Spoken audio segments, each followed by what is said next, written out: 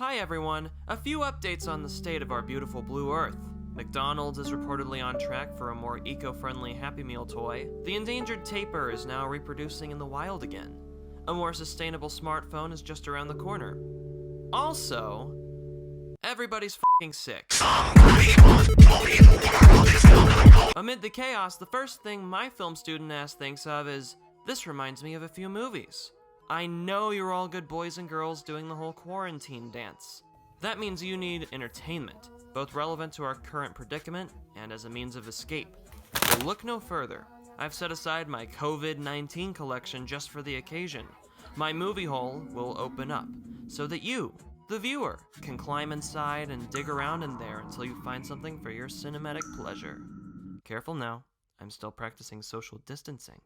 Without further ado, let's start this thing. The COVID-19 collection, films for the apocalypse. This should be fun. Up first is the 2010's Planet of the Apes reboot prequel trilogy. Now I know Disney is gonna milk this franchise for all it's worth post-Fox acquisition, and I'm honestly fine with that. The original creators loosely planned on continuing anyway, and while it is dubious as to whether their plans will be followed, the whole expanded universe anthology thing is in the tradition of the classic Apes films. Whether they'll f*** it up, we'll have to see. The original series has had its fair share of subpar duds, so I wouldn't be too mad about that either. Back in the day, they got that iconic 1968 classic in before sequelitis hit, and to this day it stands alone. In the same vein, we got our trilogy. No matter what anyone does with the Apes franchise in the 2020s, Caesar's story was given the closure it needed. And not even Disney, the fascist evil empire of modern cinema, can take that from us. Just as long as it doesn't stoop to the low that is Tim Burton's 2001 fever dream, we can all rest easy. Don't worry, hopefully the pandemic shuts down production before that point. I remember when the iconic trailers first got released. That chilling music. The images of humanity's downfall. Caesar's promised arc from innocent product of science to revolutionary leader. I still get giddy just thinking about it. When this film dropped in 2011, I was 10 and just recently allowed to see PG-13 movies. That year, I Am Number 4, remember that nonsense? Thor, and X-Men First Class marked my first MPAA certified movies for 13-year-olds. That was 3 whole years older than I was. As such, I was feeling pretty invincible when it came to movie watching. I was looking for something intense, something gut-wrenching, something to keep me up at night. This film was just my poison. What struck me most were the apocalyptic themes. 2009's, 9 had tickled the same nerve. What set this aside were the conflicting emotions involved. On a personal level, we see Caesar and his fellow apes endure some of the worst treatment from their human overlords. So we, the audience, are rooting for their victory.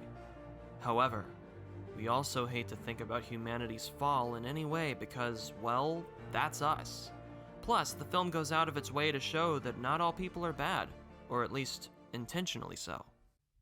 James Franco plays Dr. Will Rodman, the doctor who created the superdrug that enhanced Caesar's consciousness, and while he doesn't know how problematic his dynamic with Caesar may be, he's still genuinely trying to be a father figure of sorts. In the end, he finally does what all parents must eventually do: realize his kid has grown into an adult with their own life. Caesar can't live in his attic anymore. He's broken free of his childlike innocence, and with it, any dependence on Will. In a way, this mirrors the apes' arc from subservience to freedom from the human race. It's all about the growth from childhood to adulthood at its core. The film even starts with Mama Ape lashing out to protect baby Caesar. By the end of the film, he can defend himself. Turns out, Rise of the Planet of the Apes isn't about a revolutionary taking down human society. It's just about his efforts to break free and lead his people to sanctuary. The trailers made it look like a full-blown revolt that destroys mankind, but all those destructive scenes are confined to the last sequence when Caesar leads his fellow apes across the Golden Gate Bridge, facing human pushback in the process. He doesn't see all humans as evil, he was raised by one. He just wants to go live his life in peace. So where does the apocalypse come in, if apes aren't trying to exterminate their evolutionary cousins?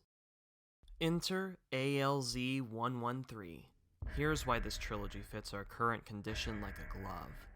Basically, ALZ-113, an aerosolized version of the same miracle Alzheimer's drug that gives the apes enhanced cognition, has a more sinister effect on humans. One poor bastard gets exposed to it in the lab and then starts experiencing flu-like symptoms. He sneezes blood on a guy and dies later. Thing is, this guy happens to be a pilot. A pilot.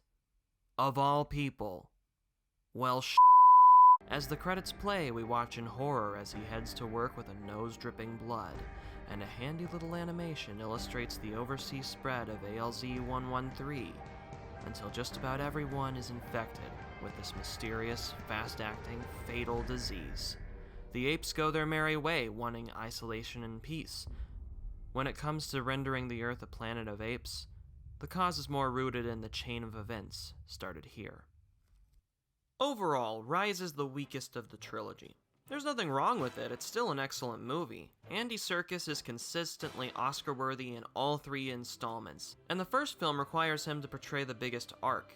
He starts out playing an innocent, childlike ape with more monkeyish behaviors, but slowly guides us through the changes that bring the character into leadership and manhood. The special effects, nearly 10 years later, still look great. They improve in Dawn and War, but among the post-Avatar blockbusters of the early 2010s, the VFX in Rise stand out. My criticisms of the film lie more in the structure of the story.